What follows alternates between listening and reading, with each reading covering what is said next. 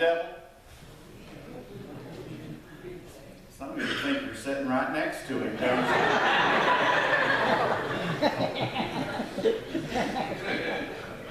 That is an uncomfortable and strange question, particularly in a world where there's lots of confusion about the devil.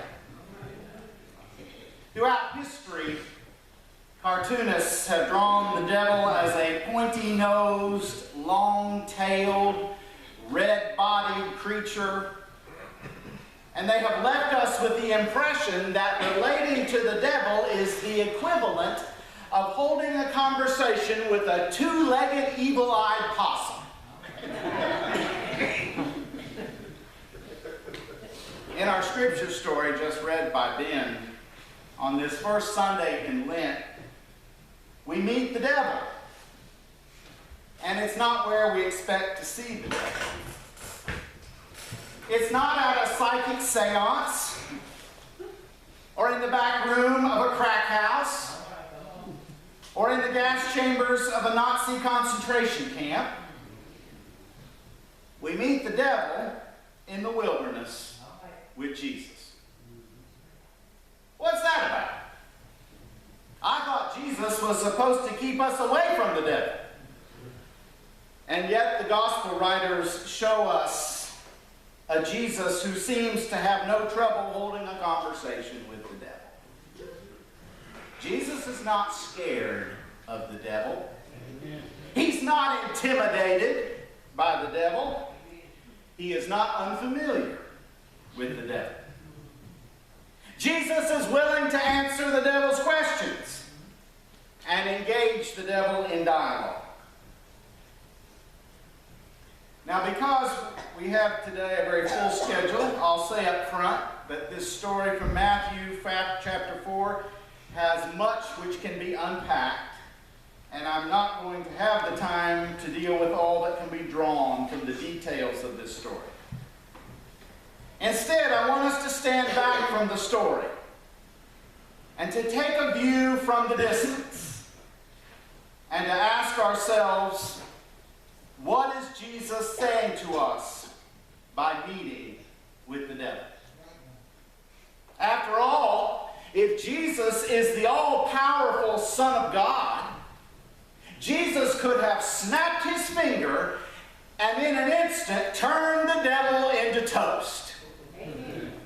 Jesus could have refused to even give the devil the time of the day, let alone spend 40 days with the devil without any companions. The devil himself gives Jesus at least 3 opportunities to take the easy way out. How often are we looking for the easy way out? Isn't that the hook of addictions and compulsions? Drink this, snort this, smoke this, swallow this, buy this, eat this, gamble this, watch this. Instant paradise, right? Instant pain relief, instant pleasure, instant happiness, no pain, no struggle. You can be king or queen of your own universe. You can have it all. You can manipulate the world for your own gain and suffer no consequences. Isn't that the promise the devil's trying to get Jesus to buy?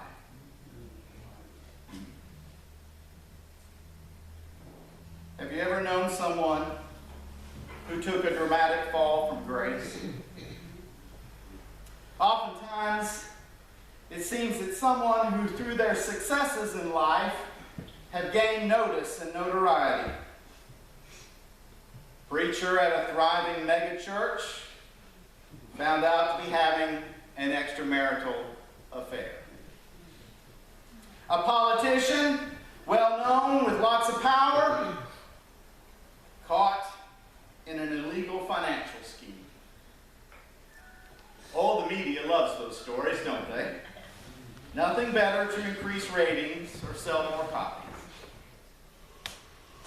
Even more difficult for most of us is when not someone necessarily famous, but someone we know personally who we always experienced as being upright, a decent guy, a decent gal, is revealed to be seriously flawed in character, or had a terrible or tragic lapse in judgment. Those kinds of revelations throw us seriously off balance. Why, if they're capable of doing that, oh my heavens, could I be vulnerable? There, for but the grace of God, go I. You see, sometimes we try to figure it all out, don't we? We want to explain things. Well, maybe they just didn't have enough faith. Maybe if they've been doing their morning devotions regularly or going to church more often, or maybe it was somebody else's fault. You know, their spouse just wasn't attentive enough. Or their kids wouldn't obey. Or maybe it was just too much pressure at work. It all got to them. What we're really struggling with is seeing the devil somewhere we never expected the devil to be. Just like out here in the wilderness with Jesus. Every temptation the devil brought to Jesus' attention turns out to be something Jesus was already facing. Hunger to be satisfied. Power there for the taking. Wealth, all the world's empires for security. As the devil talks to Jesus, he's simply holding up a mirror. Where do we meet the devil? Where do we meet the devil? Could it be in the mirror? Samuel Candler, a pastor from Atlanta, who in a sermon titled after the Grateful Dead song, "Any friend of the devil is a friend of mine," Candler says, I imagine that Jesus and the devil knew each other quite well. They knew each other's strengths. They probably knew what each other was going to say. Jesus knows the devil. And on another day that they weren't having an argument, one might think they were friends the way they were talking. Many of the great psychologists, psychoanalysts, follow Carl Jung, who was quite famous in the world of psychology, his advice about knowing our shadow side. You ever heard that phrase? Our shadow side, we all have one, right? He said, get to know your shadow side. Get in touch with your dark side. To put it simplistically, get to know your dark side so that it doesn't jump out and surprise you.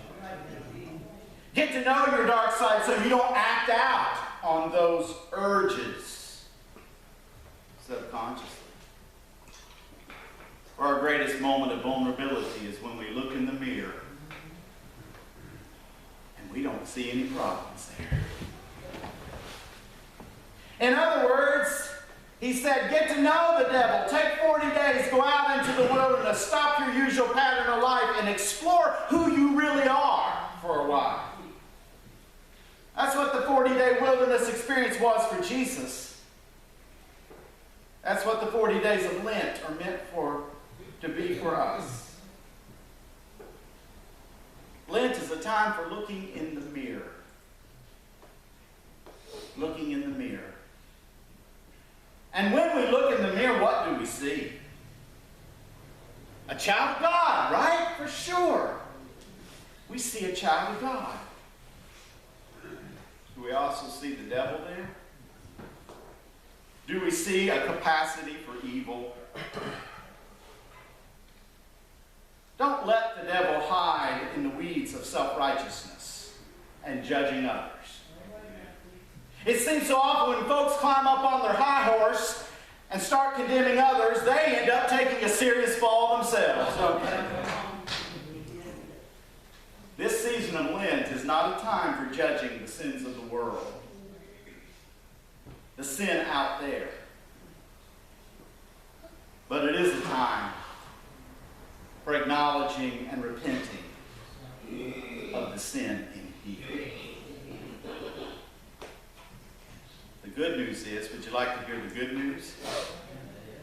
The good news is when we face the mirror and we look at ourselves honestly and we see the light and the darkness, we also meet a God who invites us to his table to share his bread of life and his cup of forgiveness with us.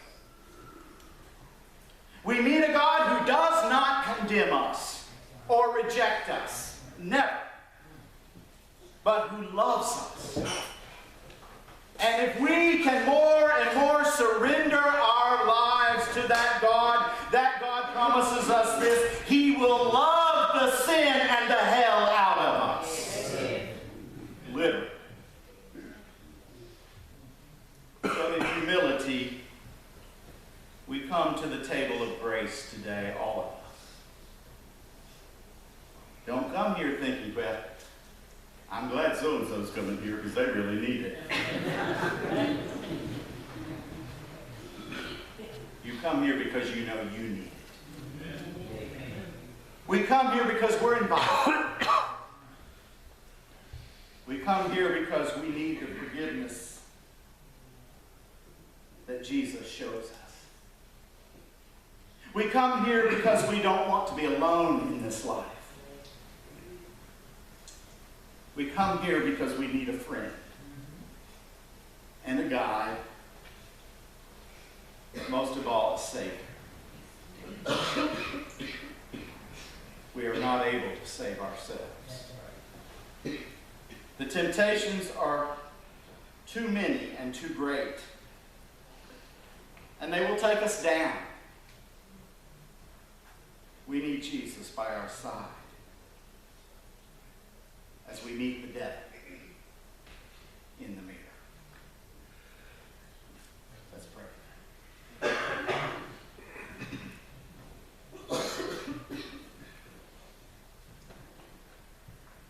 Lead us, Lord, to your table this day. And as we come seeking the bread of life and the cup of forgiveness, we receive you, Lord, into our hearts.